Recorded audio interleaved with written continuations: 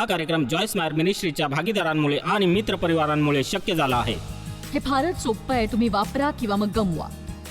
देवाच्या व्यवस्थेत देवाने तुम्हाला जे दिलंय ते तुम्ही वापरलं नाही तर तो अशा कुणाला तरी ते देईल जो योग्य वापर करील. तुम्ही सर्वजण सेवेत आहात हे लक्षात ठेवा.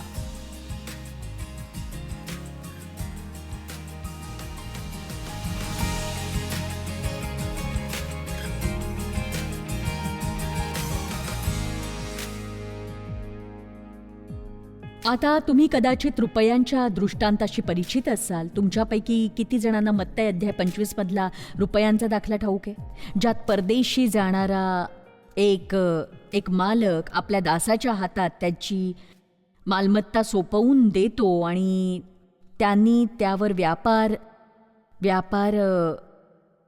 व्यापार करावा अशी अपेक्षा करतो आणि मग परत आल्यावर त्याने जे सोपवून दिलं होतं त्यापेक्षा तो अधिक मागतो. आणि बघा, मी या गोष्टीकडे वळणार नाही, पण पहिल्या माणसाने त्या मालमत्तेवर व्यापार करून काही मिळवलं, दुसऱ्यानेही तसंच केलं आणि तिसऱ्याने तेच केलं. चौथा मात्र घाबरला आणि त्याने ती जमिनीत गाडली. पण जेव्हा मालक परत आला तेव्हा पहिल्या तिघांना तो शाब्बासकी देत म्हणाला, शाब्बास भल्या आणि विश्वासू दासा.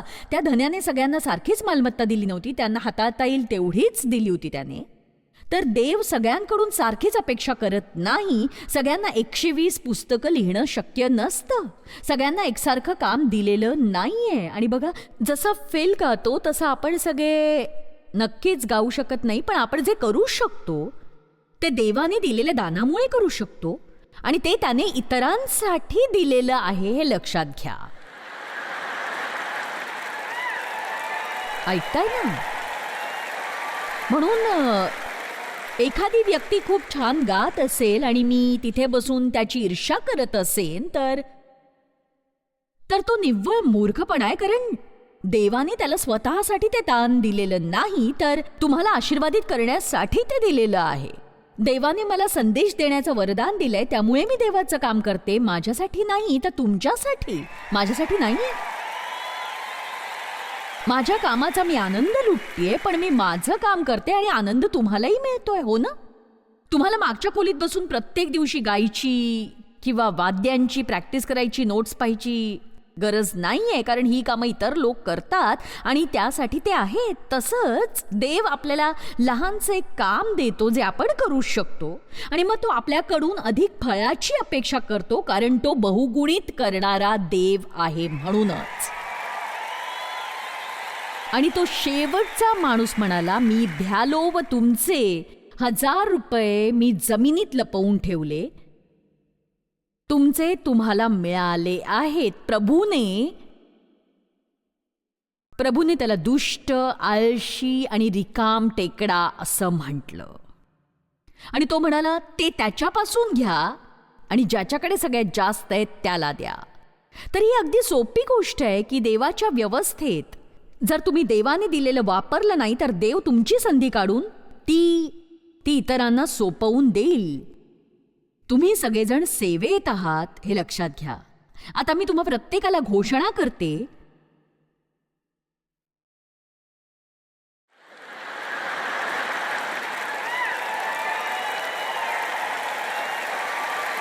आणि मी तुम्हाला हे लक्षात ठेवा असं सांगते की तुम्ही विश्वासणारे असाल तर तुम्ही सेवेतच आहात. आमीन.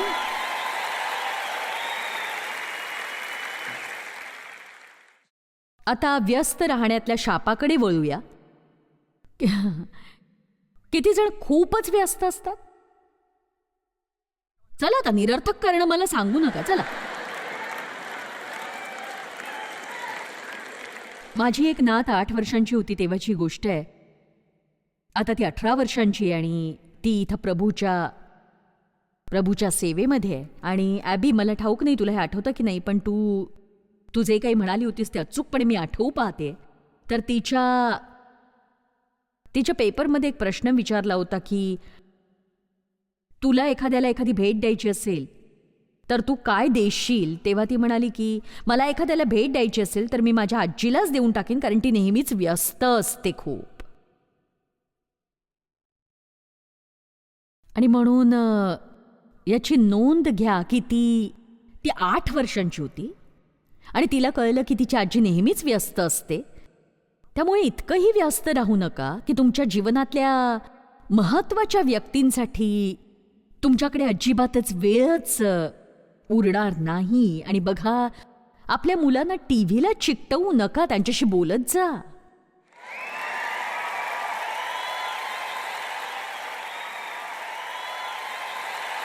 आमेन. अमेरिकन लोक खूपच व्यस्त असतात. ते व्यस्ततेचा बिल्लाच लावतात, त्यांना त्याचा गर्व वाटतो. प्रश्न असा आहे की मी किती व्यस्त आहे आणि माझ्याकडून किती कामं होतात. बऱ्याचदा मी म्हणत असते त्याचा काही उपयोग आहे का? उगाच आपलं काहीतरी करत बसायचं. बघा, तुम्ही माझ्या मताशी सहमत व्हाल. आज आपल्या समाजात दिलेला शब्द न पाळायच्या साथीचा एक रोगच पसरत चाललेला आहे, नाही का? पटतंय ना तुम्हाला? खरं सांगते, म्हणजे मी इतकी वैतागले, इतकी की काही विचारू नका. की तुम्ही भेटीची वेळ देता, तोंडच दाखवत नाही. ते कॉल करून तुम्ही सांगत सुद्धा नाही की मी येणार नाहीये. तुम्ही विचारलं काल येणार होता, त्याचं काय झालं? माझंही काम होतं, पण तुमच्यासाठी मी वेळ काढला होता, तुम्ही आला नाहीत. ओ माफ करा, मी इतकी व्यस्त होते. आणि पण मला वाटलं की तुम्ही फोन करून कळवाल. माफ करा, मी इतकी व्यस्त होते ना की कळवायचंच राहिलं. इतकी व्यस्त आहे मी. आणि एक सांगू मी, ही एक व्यर्थ सबब आहे. मला मान्य आहे तुम्ही व्यस्त असू शकता आणि विसरू शकता, पण आपला शब्द न पाळायची सबब मी व्यस्तही असेल तर आपला कार्यक्रम पुन्हा आखा. हे का करायचं याचं रहस्य मी सांगते आणि तुम्ही विश्वास ठेवा किंवा नाही, पण आपल्या सगळ्यांकडे सारखाच वेळ दिलेला असतो, नाही का? एका दिवसाचे 24 तास. असं नाहीये की माझ्याकडे खूपच वेळ आहे आणि तुमच्याकडे वेळच नाहीये. आता बघा, काही लोक इतरांपेक्षा अधिक जगतात, पण आपल्या सगळ्यांकडे दिवसाचे 24 तास असतात. आणि आश्चर्याची गोष्ट ही की काही लोक जीवनात खूप काही मिळवतात, तर काही लोक त्यांच्या जीवनात काहीच करू शकत नाहीत. म्हणून मी असं नेहमी म्हणते की व्यस्त आहात, पण काम किती करता हो?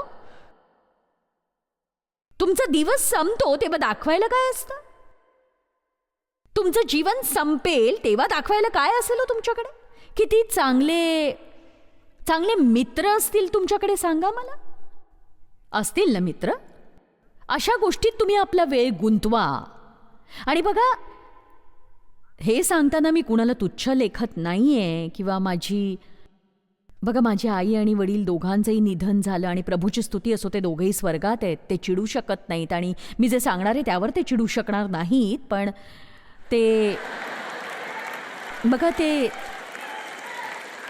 ते दुसऱ्या बाजूला असल्याने माझ्याशी सहमतही होतील. पण माझ्या आईबाबांनी आपलं सगळं जीवन वाया घालवलं, खरंच.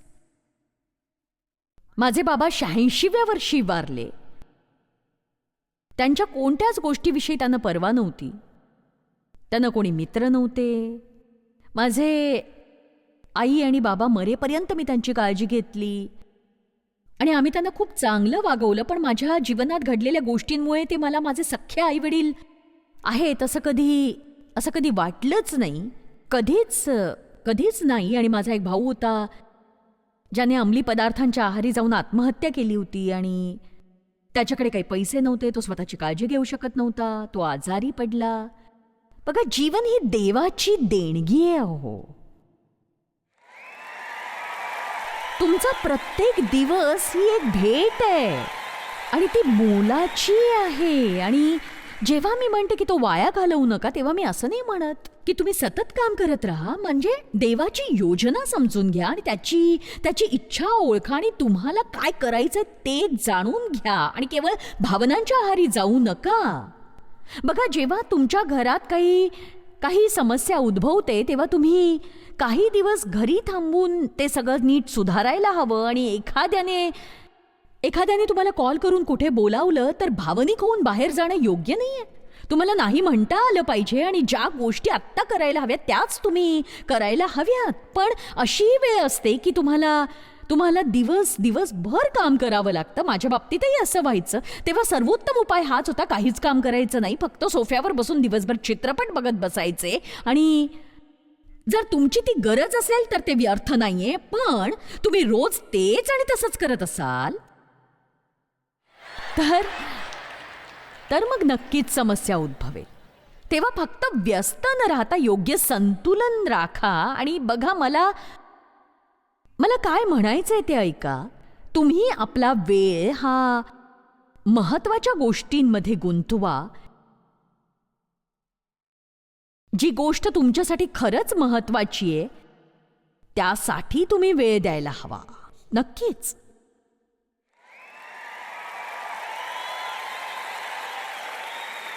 तुम्ही म्हणता की मला बायबल वाचायला वेळच मिळत नाही, प्रार्थना करायलाही वेळ नाही. बघा, वेळ लपाछपी खेळत नाही, तो तुमच्या समोरच असतो, तोंडासमोर. तो कुठेही लपून बसत नाही, समोरच असतो. तुम्हाला फक्त वेळेची पुनर्रचना करावी लागेल आणि महत्वाच्या गोष्टींना प्राधान्य द्यावं लागेल. आणि जेव्हा तुम्ही महत्वाच्या गोष्टींना प्राधान्य द्याल तेव्हा सगळा विस्कळीतपणा आपोआपच दूर होईल. पायाच्या आधी कळस नको. आमीन. माझं एक पुस्तक आहे ज्याचं नाव आहे सीज द डे. आणि आम्ही त्या पुस्तकाच्या 400 अतिरिक्त प्रती छापून घेतल्या आहेत आणि तुम्ही ते वाचावं अशी माझी इच्छा आहे. आणि जॉन मॅक्सवेल, तुम्ही जॉन मॅक्सवेलचं नाव ऐकलं असेलच. ते प्रभावशाली आहेत आणि हे माझं सौभाग्य आहे की मी त्यांना मित्र म्हणू शकते. ते नेहमी म्हणतात की आपण आपला 80% वेळ आपल्या शक्तीच्या सर्वोत्कृष्ट 20% द्यावा. अनेक लोक त्यांच्यातल्या निर्बलतेला बलवान करण्यात आपला वेळ वाया घालवतात. पण कितीही प्रयत्न केला ना तरी मग त्यात फारशी प्रगती होत नाही. आणि या उठाठेवीत त्यांच्या बलस्थानांकडे दुर्लक्ष होतं ज्यात ते भरारी मारू शकतात. जर तुम्ही सर्वच गोष्टींना प्राधान्य दिलं तर कशालाच प्राधान्य न राहिल्याने तुमच्या जीवनात नैराश्य दाटून येईल. काही लोक सगळंच करायच्या नादात शेवटी काहीच धड करत नाही. आमेन.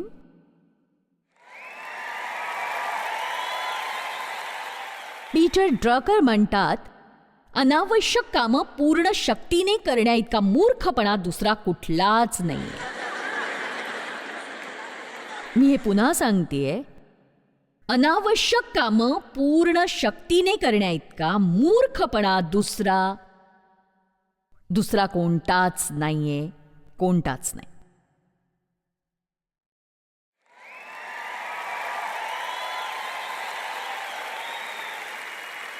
आता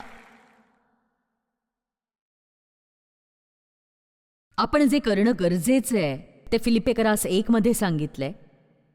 ते पौलाच्या प्रार्थनांपैकी एक आहे. आणि मंडळींसाठी पौल ज्या प्रार्थना करतो त्या मला आवडतात. त्याच्या प्रार्थना आपल्या प्रार्थनांपेक्षा फार वेगळ्या आहेत. आणि तो म्हणतो, माझी ही प्रार्थना आहे की तुमची प्रीती ज्ञानाने व सर्व प्रकारच्या विवेकाने उत्तरोत्तर अतिशय वाढावी, असे की जे श्रेष्ठ ते तुम्ही पसंत करावे. तुम्ही ख्रिस्ताच्या दिवसासाठी निर्मळ व निर्दोष असावे. बघा, मला विस्तारित बायबलचं हे भाषांतर यामुळे आवडतं कारण यातून मला वचनाचा मूळ अर्थ लक्षात येतो. आणि हे सोप्या शब्दात आहे. तो म्हणतो, तुम्ही असं जीवन जगा की कोणीही तुम्हाला दोष देऊ शकणार नाही. हे तुम्ही आधी ऐकलं असेल. बऱ्याचदा उत्तम हा सर्वोत्तमाचा शत्रू असतो. आपल्याला वाटतं आपण चर्चमध्ये आठवड्यातून 5 वेळेला काम करतो, ते खूप चांगलं करतो. पण त्यापेक्षा तुम्ही 2दाच काम करा आणि बाकीचे तास तुम्ही आपल्या मुलांबरोबर घालवा, कारण तुमच्या मनाच्या समाधानापेक्षा तुमच्या मुलांबरोबर तुम्ही वेळ घालवणं हे अधिक उत्तम असेल, कारण मुलांना वेळ देणंही तितकंच महत्वाचं असतं.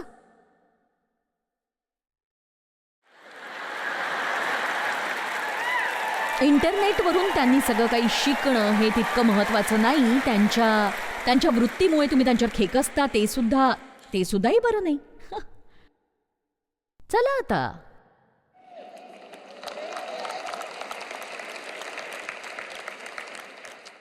आपण उद्या छाटणीविषयी पाहणार आहोत. छाटणी माहिती आहे ना तुम्हाला? ओ हो, उद्या इथे येताना धैर्य गोळा करून या, कारण येशू म्हणाला, माझ्यातील फळ न देणारा प्रत्येक फाटा तो काढून टाकतो आणि फळ देणाऱ्या फाट्याला अधिक फळ यावे म्हणून तो त्या प्रत्येकाला साफसूफ करतो. एक गोष्ट मला यातून कळली, फळ आलं आणि नाही आलं तरी छाटणी झालीच आहे.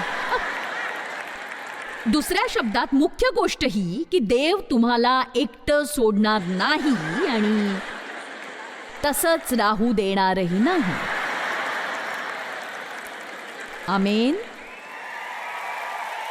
देवाचं तुमच्याकडे लक्ष आहे आणि त्याला तुम्हाला उत्तम व्यक्ती बनवायचे, जेणेकरून आपण त्याचे चांगले प्रतिनिधी बनू. कारण रोजच्या रोज असंख्य लोक मरतायत आणि नरकात जात आहेत. म्हणून या भूतलावर इतके ख्रिस्ती आहेत ना की जर सगळेजण प्रभूसाठी पेटून उठले तर मला वाटतं की या जगाचं केव्हाच तारण होऊ शकेल आणि प्रभू येशू केव्हाच पुन्हा आला असता आणि जगातून आपल्याला घेऊन गेला असता.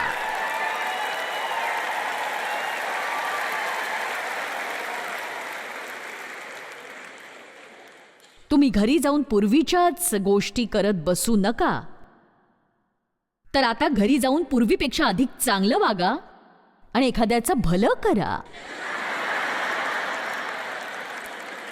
लोकांनी तुमच्याकडे पाहून असं म्हणायला नको की जॉयस मायरच्या सभांना जाऊन सुद्धा बाईमध्ये काही बदल नाही.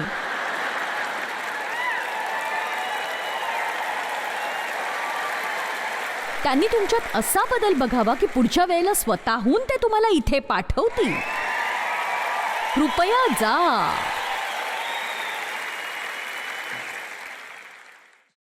आणि छाटणी म्हणजे मृत भाग काढून टाकणं. देवाला तुमच्या मृत गोष्टीत रस नाही. आमेन. प्रभू येशूला एक जण म्हणाला की मला माझ्या बापाला पुरायला जाऊ द्या. येशू म्हणाला, मेलेल्यांना त्यांच्या मेलेल्यांच पुरू दे, तू माझ्या मागे ये. तर तुमच्या जीवनात अशा कुठल्या मृत गोष्टी आहेत बरं? कुठल्या अशा गोष्टी आहेत ज्या तुमचा वेळ काढतात आणि काहीच फळ देत नाहीत त्या तुम्हाला? तुमच्यामध्ये बघा, तुमच्यात मी स्वतःचाही समावेश करतीये, कारण आपण आपल्या वेळेचा उपयोग कसा करतो याविषयी प्रामाणिक राहिलो ना तर आपल्यातल्या प्रत्येकाला जीवनातल्या महत्वाच्या गोष्टी करायला वेळ मिळेल. म्हणजे देवासह वेळ घालवणं, वचन वाचणं, लोकांबरोबर चांगलं नातं निर्माण करणं.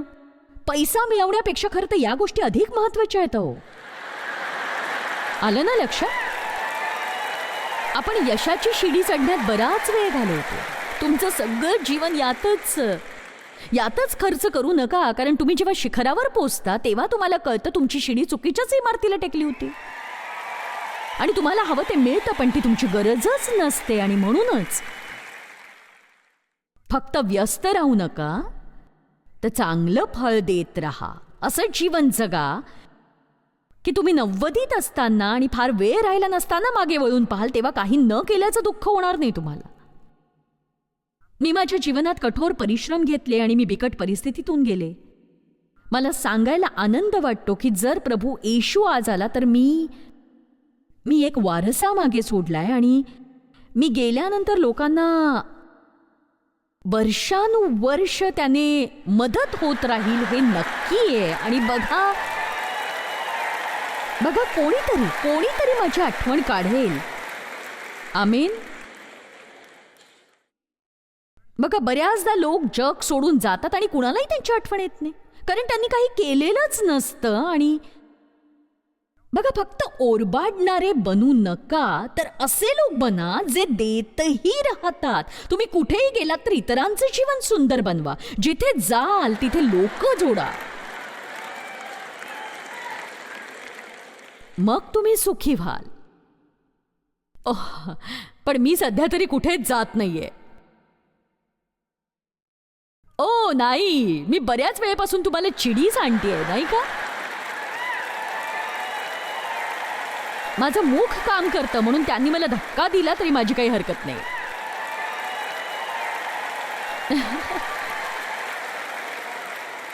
मी पळून जाणारी नाहीये. मी पळून जाणारी नाहीये. लोक मला नेहमीच विचारतात की तुम्ही निवृत्त कधी होणार आहात, तुमच्या पाचारणातून कधी निवृत्त होणार. म्हणजे मी देवाकडे जाऊन असं विचारायचं का की बघ मी आता रिटायर होतीये, मी संदेश दिल्याची पेन्शन मिळेल मला?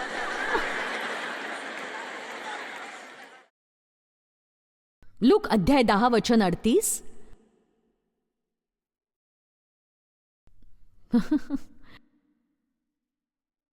तुम्ही हसताय पण मी हसण्यासारखं काहीच बोलले नाहीये.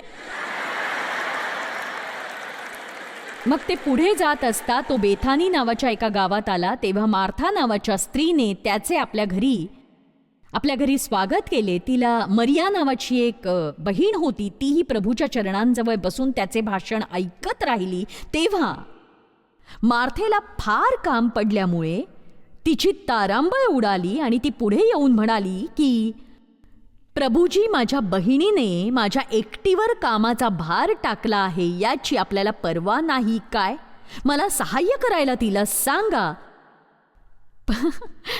फाजील गोष्टींमध्ये व्यस्त असणारे लोक हे असेच असतात. दुसऱ्यांना चांगला वेळ घालवताना पाहून त्यांच्या पोटात दुखतं. त्यांना वाटतं की सगळ्यांनी त्यांच्यासारखंच राबत राहावं. प्रभूने तिला उत्तर दिले, मार्थे मार्थे, तू पुष्कळ गोष्टींविषयी काळजी व दगदग करतेस, परंतु थोडक्याच गोष्टींचे किंबहुना एकाच गोष्टीचे अगत्य आहे. मरियेने चांगला वाटा निवडून घेतलाय. आता मी काळजी या शब्दाविषयी सांगणार आहे. काळजी करण्यात घालवलेला प्रत्येक दिवस हा व्यर्थ असतो.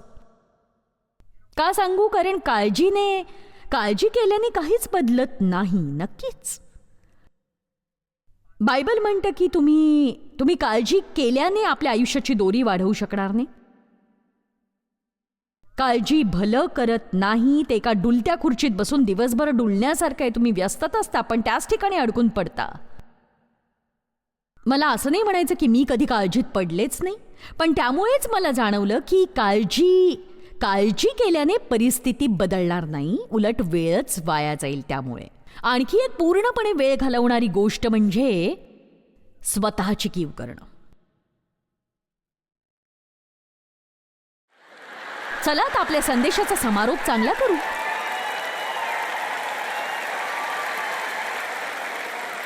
बिचारी मी स्वतःची कीव वाटतेय मला. तुम्ही कीव करणारे व्हा किंवा शक्तिशाली व्हा, दोन्ही एकत्र शक्य नाही. आमीन. वेगवेगळ्या प्रकारे आपण वेळ वाया घालवतो. देवाला वाटतं आपण ज्ञानाने चालावं, पण ज्ञान काय आहे? आणि एक सांगू, मला काय वाटतं ज्ञान म्हणजे, ही माझी स्वतःची व्याख्या आहे, पण माझ्या मते ज्ञान म्हणजे आता अशा गोष्टी निवडणं ज्यामुळे तुम्ही नंतर सुखी होऊ शकाल. ज्यांना आत्मसंयम नसतो अशा व्यक्ती मनाला येईल तसं वागतात, जे करावंसं वाटतं ते करतात किंवा मोठमोठ्याने किंचाळ्या मारतात. आणि सैतान जर सतत इकडे तिकडे पळत राहतो, तुम्ही किंचाळावं म्हणून सगळे प्रयत्न करत असतो. म्हणून तुमच्या श्रमाची तुलना नेहमी तुमच्या फळाशी करत राहा. आणि तुम्ही हे केलंत आणि प्रत्येकाने प्रामाणिकपणे आपला वेळ आपण कसा घालवतो याकडे लक्ष दिलं तर तुम्हाला वेळ वाचवता येणार नाही का? सांगा मला. ठीक आहे, मग एकच सांगते, व्यस्त राहिल्याने तुमची चिडचिड होत असेल तर तो तुमचा दोष आहे. तर पुन्हा एकदा मी सांगते की बायबल आपल्याला कधीच व्यस्त राहा असं सांगत नाही, तर ते सांगतं की फलदायी व्हा.